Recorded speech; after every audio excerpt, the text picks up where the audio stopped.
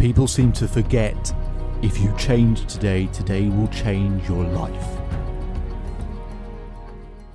If you're enjoying the Self-Belief Chief podcast and you're looking for an online coaching partner, make sure to check out Self-Belief Chief VIP. It covers the 5 key areas: performance, relationships, health, finance and career, and spirituality. To really create a transformation for you in your life, you can visit it and find out more information at selfbeliefchief.com/VIP. If you're on the Self-Belief Chief website listening to this podcast, it'll be underneath the episodes, or on whatever medium or platform you're listening to this podcast, there will be a link in the description. But just visit selfbeliefchief.com/VIP to access your online coaching partner with hours and hours and hours of content that's consistently being added to. So hopefully I'll see you there very soon. But otherwise, let's get on with the podcast. I often get asked, what's the most important thing in life? Love, happiness, fulfillment. Lots of different words that people use. What's the most important thing? A lot of people listening will think it's love, to be happy. Some people talk about being content. So many different options, but I want to give my opinion on this because it's backed up by a lot of the reading and research that I do, but I think makes a huge difference to the quality, but also the consistency of your life. Because that's the thing, isn't it? You might have moments where you are happy, but is it consistent? You might have moments where you are content, but is it consistent? You might have moments where you feel love, but is it consistent? I know for anyone that I speak with, they want change, they want results, but something they never mention, but I know they do want more than any of that, is they want all of that to be permanent.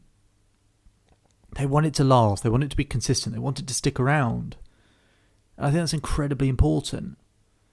Now, there's a lot of stuff out there, and I'll tell you how most people live their life, possibly including yourself. Most people live in a particular centric type life, and what I mean by that is some people live a work-centric life. Their life revolves around their work. Some people live a family-centric life. Life revolves around their family. Some people it's a relationship-centric life. Some people it's a self-centered life. Some people it's a money-centric life. And so on and so forth. And there are so many categories out there, and you might have a think whilst listening, what category am I in? You know, what category am I actually in here? What is the predominant focus of my life? Now, there's nothing inherently wrong with whatever your answer or option is, except for, of course, they're all external things. They're things that provide, a sense of feel good, but it's not an internal source. And if we're not in control, then how can we ever find consistency in how we feel? What I find from my experience is that there's only one type of life or way of living that really works consistently. And it's what you'd call a value-centric life. A value-centric life. What's a value-centric life? A value-centric life is where you live by a set of your own values. You don't live based off your family or your work or this or that. You live off your own values. And you make decisions from those values. And you make sure that you hold your standards of those values. Now, you might have heard me talk on previous podcast episodes about values, but living a value-centric life is really important. It doesn't mean you put the other things to the side. It just means that you make decisions from a place where it meets those values that you have. Now, what your values are totally down to you. Here's the thing, though. If I asked you what are your top 5 values, would you know? Would you know what your top 5 values are right now? I'm guessing you wouldn't just be able to, read them off straight away. You'd just think, I'm not sure really. Well, that's a bit of a problem, surely, isn't it? We don't know what our values are. So what would happen is we would be sat down together and we work them out. And eventually you'd write down 5. You go, you know what, this is how I lived the last 10, 20, 30 years of my life through these 5 values. And then we ask the question, okay, What order do they have to be in, or what changes do we have to make to your values for you to be happier? Here's the thing. With all the experience I have, not one person has ever said, no, those values are in the right order. 100% of people always make a change.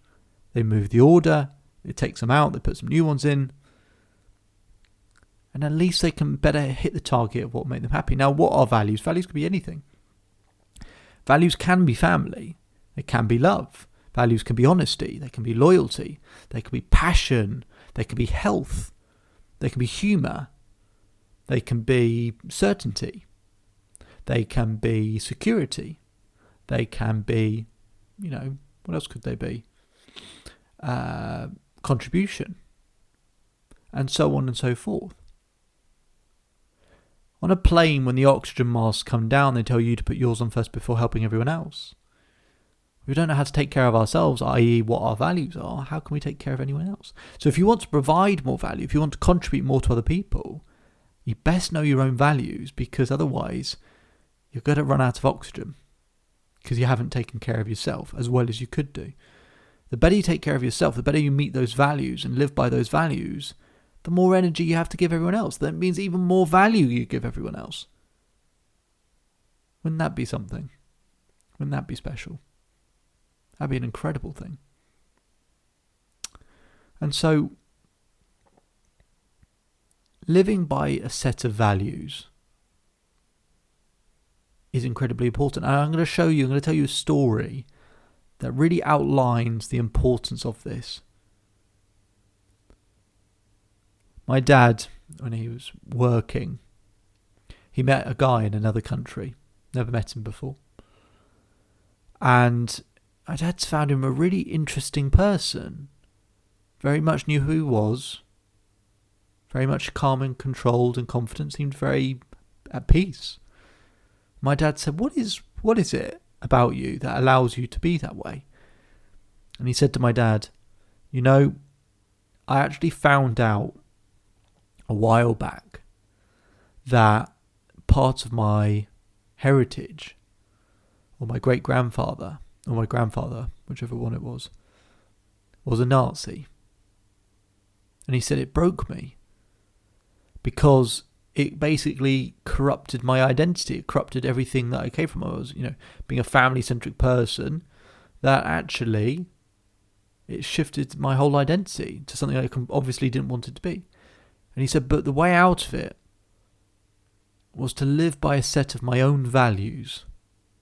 And he created his own values. He created a value system to live by those values so he could be at peace with himself.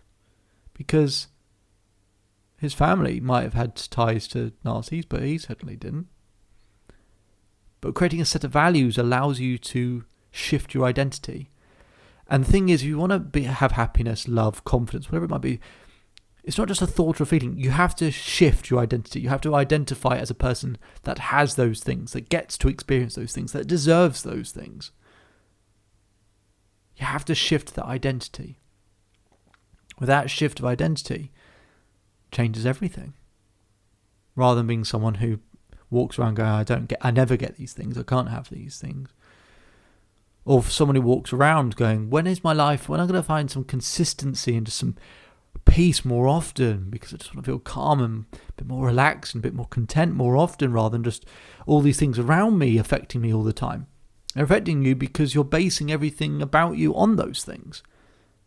If you base them on your own values, it doesn't really matter what the rest of the world is doing.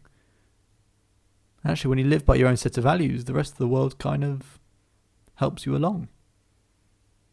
That's a fairly nice thing. If you change today will change your life. So enjoy the rest of your day. Enjoy the rest of your life. And I'll speak to you on the next episode.